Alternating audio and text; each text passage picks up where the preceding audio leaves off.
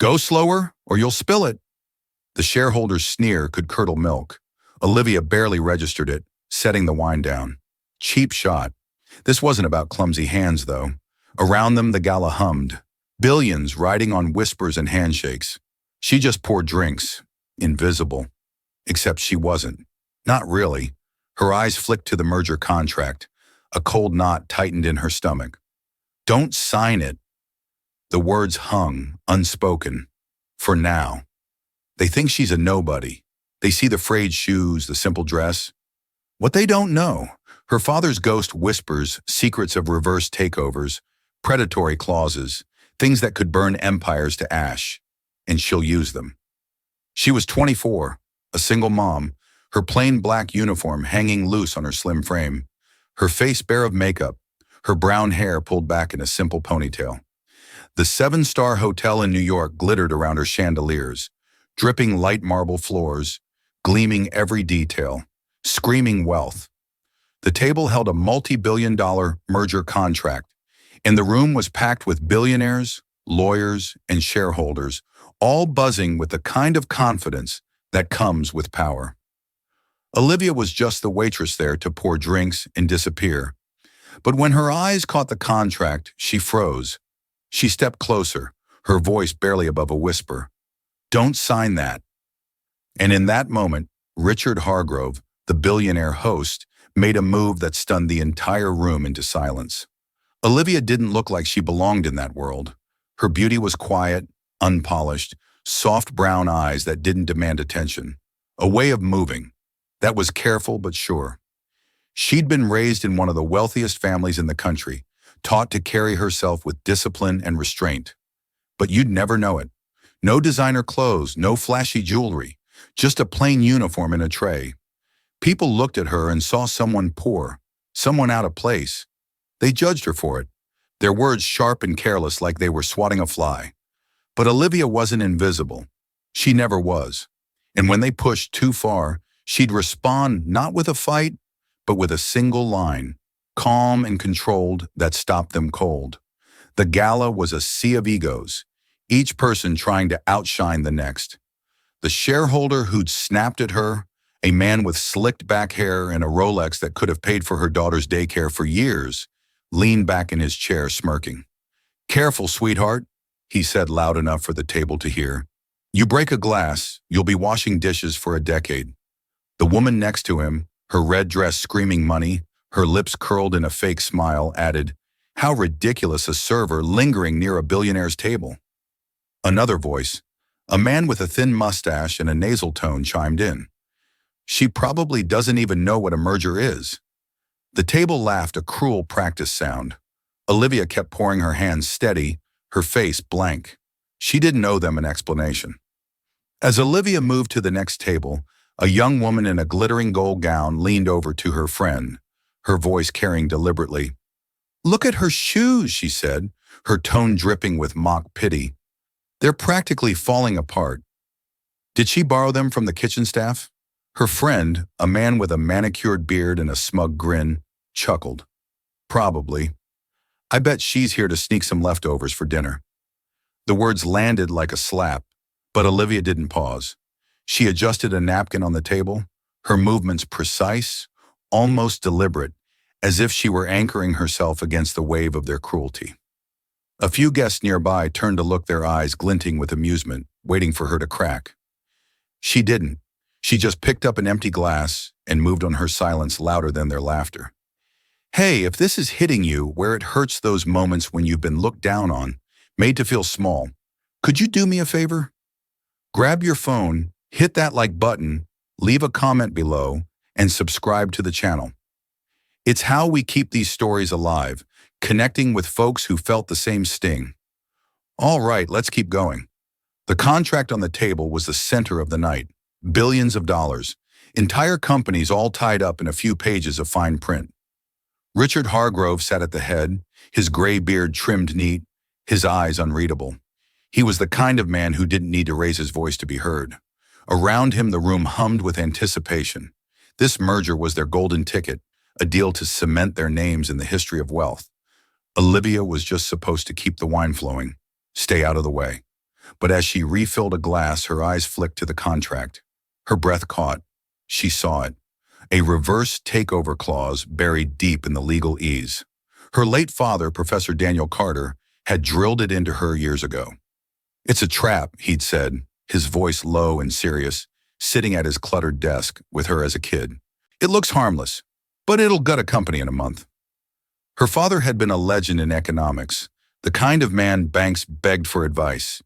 He had died when Olivia was 16, leaving her and her mom with nothing but his books and a stack of handwritten notes. She'd read them all every page until the words felt like part of her. That's how she knew that clause would strip Hargrove's empire to the bone in 30 days. She didn't hesitate. She stepped forward, tray still in hand, and whispered to Hargrove, "Don't sign that." The room exploded in laughter. It was like she'd tripped and spilled wine on purpose. The lawyer, a man with sharp glasses and a sharper tongue, leaned forward. "Who do you think you are daring to stop a billionaire?" His voice dripped with disdain as the laughter swelled. A woman with diamond earrings the size of quarters leaned toward her companion, her voice loud enough to carry. "She must think she's in some fairy tale, saving the day," she said, her laugh high and brittle. "What's next? She's going to tell us how to run the stock market." The man beside her, his cufflinks flashing under the chandelier, shook his head. "Pathetic. She's just fishing for attention." Olivia's jaw tightened just for a second, but she kept moving, setting down another glass. The weight of their words pressed against her, but she didn't bend. She caught Harrow's eye for a split second, and he hadn't laughed. He was watching her, his fingers tapping lightly on the table like he was waiting for something. The businessman with the gold chain around his neck snorted. "This is grown-up business. Go do your serving job." The woman in the red dress laughed so loud it bounced off the walls. She probably watches too many movies. The whispers grew, turning Olivia into a joke. Someone waved at the manager, a wiry guy with a nervous smile, to get her out of there. The manager hustled over his face, red, muttering, "Olivia, what are you doing? You're making a scene." She didn't look at him. Her eyes stayed on Harrow, who was watching her now. His head tilted slightly like he was seeing her for the first time. At a nearby table, a man in a pinstripe suit, his face flushed from too much whiskey, called out to Olivia as she passed, "Hey, sweetheart, why don't you stick to pouring drinks? Leave the big decisions to people who actually belong here." His table erupted in chuckles, and a woman with a sleek bob haircut added, "Honestly, it's embarrassing. She's acting like she's one of us." Olivia's fingers paused on a wine bottle, her knuckles whitening for a moment. She didn't respond, but she tilted her head slightly, her eyes meeting the man's. "Do you always judge what you don't understand?" she asked, her voice soft but steady. The table went quiet, the man's smirk faltering. She turned away, her movement smooth like she hadn't just silenced a room full of egos. Olivia's hands tightened on the tray, but her voice stayed calm. She pointed at the contract, her finger steady. "Transfer of all parent company assets within 30 days. The laughter stopped. A shareholder with a thin mustache flipped through the pages, his fingers shaking as he read. His face went pale. "Impossible," he muttered. It's another man, older, with a growly voice, leaned over, squinting at the text. The room buzzed with murmurs, the air shifting. They weren't laughing anymore. The lawyer pushed his glasses up his nose and scoffed. "Reading isn't understanding. This is a once-in-a-lifetime opportunity." His tone was like a teacher scolding a kid who'd spoken out of turn. As the murmurs grew, a woman in a silver gown, her voice syrupy with false kindness, leaned toward Olivia. "Honey, you're out of your depth. Why don't you let the professionals handle this?" She smiled, but her eyes were cold, like she was daring Olivia to step out of line again. Olivia didn't flinch. She set down her tray, her movement slow and deliberate, and looked at the woman. "If you're such a professional, why didn't you see it?" The question hung in the air, sharp and quiet, like a blade slipping through silk. The woman's smile froze and the room's energy shifted again, a ripple of unease spreading as people exchanged glances. The opposing CEO, a man with a square jaw and eyes that didn't blink enough, jumped in. "Don't listen to some waitress making things up." He smirked, leaning back. "If she's so smart, why isn't she on Wall Street instead of wiping tables here?" The room laughed again, louder, like they had found their confidence. Harov didn't laugh. He just kept looking at Olivia, his fingers resting on the contract. The manager grabbed her arm, not hard, but enough to pull her back. "You're done here," he hissed. Olivia didn't move. She stood her ground, her eyes locked on the contract, then on Hardgrove. In that moment, a server passing by bumped into Olivia, causing a single glass to tip on her tray. It didn't fall, but the clink was loud enough to draw eyes. A man with a loud tie and louder voice laughed. "See, can't even handle a tray, right? And she's trying to play corporate lawyer." The room chuckled, but it was thinner now, less certain. Olivia steadied the glass with one hand, her face unreadable. She set the tray down on a side table and turned back to the contract, her voice cutting through the noise. "Page 47, line 12. Read it." Her words were soft, but they landed like a gavel. The shareholder with the thin mustache scrambled to find the page, his hands fumbling. The room held its breath. As the room grappled with her words, a woman with a pearl-studded clutch, her voice laced with venom, leaned toward her friend. "She's probably just parrying something she overheard. No way a girl like that understands corporate law." Her friend, a man with a slicked-back ponytail, nodded. "Bet she's just trying to get a tip from Harov." Their laughter was sharp, meant to wound. Olivia's hand paused mid-motion as she adjusted a napkin, her fingers lingering on the cloth. She didn't turn, didn't acknowledge them, but her shoulders squared a subtle shift that said she'd heard every word. She walked to the next table, her steps measured, and refilled a glass with such precision it was like she was pouring defiance. The room's laughter faltered as if they sensed the tide turning. The tension was thick, like the air before a storm. Olivia reached into her apron pocket and pulled out a yellowed piece of paper folded soft from years of handling. She set it on the table right next to the contract. The room went quiet. It was her father's handwriting, neat, slanted, unmistakable. A formula, an example, a warning. "Never sign if you see clause XY. At the bottom was his signature. Professor Daniel Carter, a shareholder, a woman with sharp cheekbones and a pearl necklace, gasped. "My God, that's Professor Carter." She had worked with him once on a deal that saved her firm from collapse. Her voice shook as she said it. The silence didn't last. A man in a gray suit, his voice sharp with impatience, barked, "Just coincidence. Who's to say she didn't forge it?" The shareholder with the thin mustache slammed his hand on the table. "Enough! We're wasting time because of a waitress." The room erupted in chaos, voices shouting over each other, some demanding to move forward, others whispering about the clause. Olivia stood there, her hands trembling just enough to notice, but her eyes stayed steady, locked on Hargrove. Then from the corner of the room, a woman with a tight bun and a clipboard. Harov's assistant stepped forward, her face pale. She'd been silent all night, but now she spoke, her voice barely above a whisper. I saw that clause too."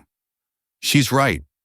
The room turned to her, stunned, as if they had forgotten she was even there. As the argument swirled, a man with a booming voice and a tailored tuxedo stood up, pointing at Olivia. "This is absurd. You're telling me we're halting a billion-dollar deal because of her." His face was red, his finger jabbing the air. "She's nobody." Olivia didn't blink. She picked up her tray as if to resume her work, but her eyes met his. "Nobody saw what I did," she said, her voice low, almost gentle, but it carried a weight that made the man sit down. The room's energy shifted again, the air crackling with doubt. Harrow's assistant clutched her clipboard tighter, her knuckles white as if she wanted to say more, but couldn't find the courage. The room was splitting apart, and Olivia stood at the center, unmoved. Hargrove sat still, his eyes closed like he was weighing the world. Then without a word, he grabbed the contract and tore it in half. The sound of ripping paper was like a crack of thunder. He looked at Olivia, his voice low but clear. "If you hadn't warned me, I would have lost my entire empire." The room went dead silent. The lawyer's glasses slipped down his nose. The woman in the red dress stared at her plate. The opposing CEO's jaw tightened, his smirk gone. A few shareholders stormed out their footsteps loud against the marble. They knew they had lost everything.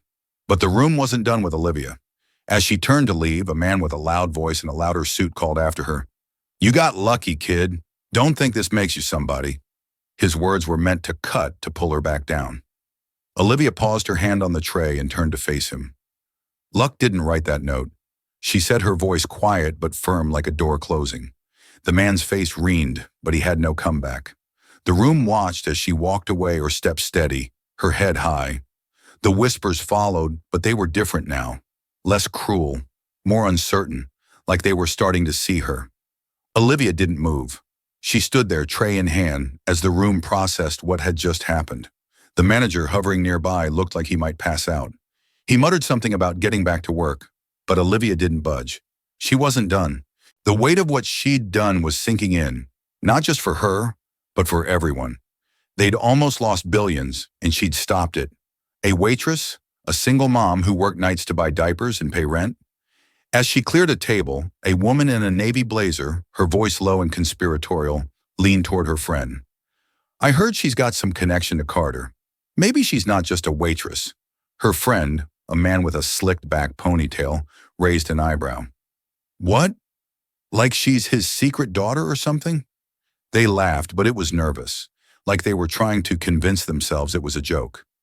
Olivia overheard her hands pausing on a plate. She didn't turn, didn't acknowledge them, but her fingers tightened just enough to show she'd heard. The room was starting to wonder, their glances lingering longer than before. After the gala, the mood shifted.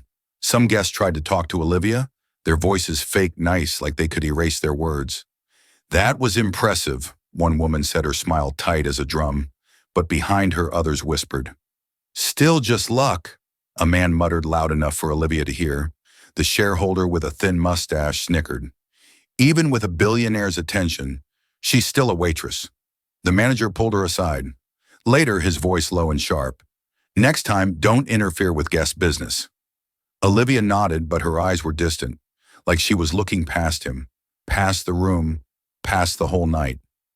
As Olivia stacked plates, a young woman in a sequin dress approached her, smile, overly bright, like she was auditioning for a friend. You know, you really surprised us all, she said, her voice dripping with condescension. Maybe you should take some classes. Make something of yourself. Olivia set a plate down, her movements slow, deliberate. She looked at the woman, her eyes steady. I'm already something, she said, her voice so calm it felt like a challenge. The woman's smile faltered and she backed away, muttering something about needing another drink. The other servers nearby exchanged glances, one of them suppressing a grin. Olivia went back to her work, but the air around her felt different, like she'd claimed a piece of the room. She went back to work, collecting glasses, wiping tables. The gala was winding down the room, emptying out. But something was different. The air felt heavier, like everyone knew the night had changed. Olivia moved quietly, her hands steady as she stacked plates. Every now and then, someone would glance at her, then look away fast like they were afraid she'd see them. She didn't need to look. She knew what they were thinking. Then a young server, barely 19, approached her, his voice low. I saw what you did, he said, his eyes wide with awe. You're not like them. Olivia gave him a small nod, nothing more, but her lips curved just enough to show she appreciated it. Then the door opened. Richard Harrove walked back in. He wasn't loud, wasn't dramatic. He just walked straight to the table where Olivia was clearing glasses and pulled out a chair. Sit, he said. His voice was calm, but firm like he wasn't asking. Olivia hesitated, her hands pausing on a glass. She set it down and sat, her apron still tied around her waist. The room, what was left of it, went quiet. Hargrove looked around, his eyes hard but steady. From this day forward, you are no longer a waitress. You are my financial advisor. The gasps were audible. The woman in the red dress dropped her fork. The lawyer who'd stayed to network froze mid-sentence. Hargrove kept going. In a world full of greed, only those who stand for truth are worth trusting. Olivia's hands trembled in her lap, her eyes shining, but she didn't speak. She didn't need to. The room understood. She wasn't just a waitress anymore. She'd shifted the fate of billions. The next morning, as Olivia walked to the bus stop, her phone buzzed with a notification. A news alert.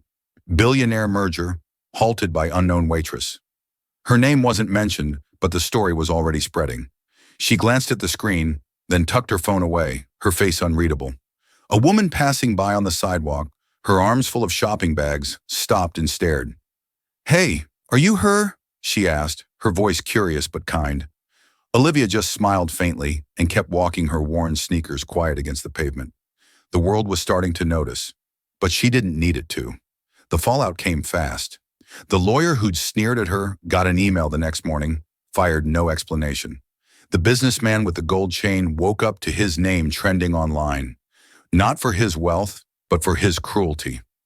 Someone had recorded the gala, and the clip of him mocking Olivia spread like wildfire.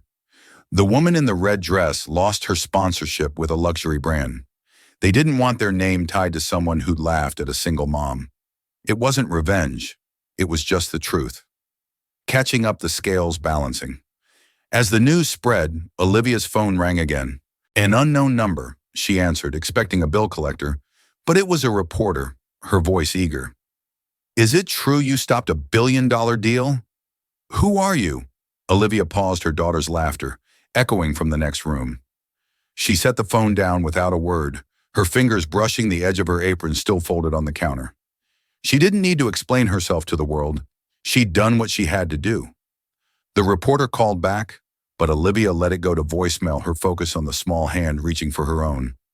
Olivia didn't go back to the hotel. Harrow's team called her the next morning offering a contract, a real one, with a salary that made her blink twice. She sat at her kitchen table, her daughter asleep in the next room, and stared at the papers. Her father's old books were still on the shelf, their spines cracked from years of use. She ran her fingers over one, remembering the nights she'd sat at his desk, listening to him explain the world of money and power. She didn't cry. She just closed the book and signed the contract. Months later, she walked into a boardroom, this time in a plain gray blazer, no apron.